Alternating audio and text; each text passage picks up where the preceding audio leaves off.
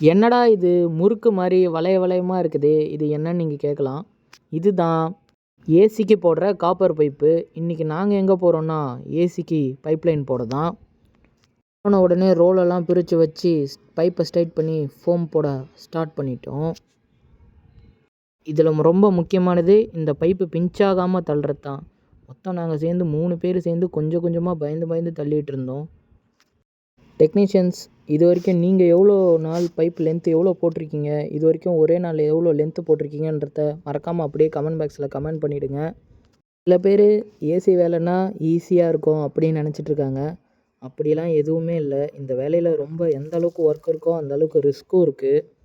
ரிஸ்க்கே பார்த்திங்கன்னா இந்த பைப் லைனில் போடுறது, இந்த மாதிரி சப்போல்டில் இறங்கி அந்த இடத்துல நின்று பைப்பை கரெக்டாக தள்ளுறது தான்.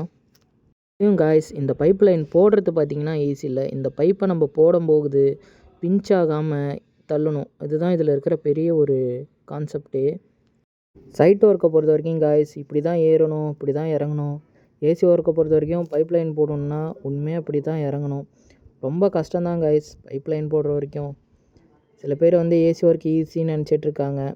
ஆனால் உண்மையாக சில டெக்னீஷியன்ஸ்க்கு தெரியும் இந்த வேலையில் எவ்வளோ ரிஸ்க் இருக்குது, எவ்வளோ கஷ்டம் இருக்குன்றது. டெக்னீஷியன்ஸ், நீங்கள் உங்களுடைய அனுபவத்தை மறக்காமல் கமெண்ட் பாக்ஸில் கமெண்ட் பண்ணிவிட்டு போங்க. Okay guys, thank you.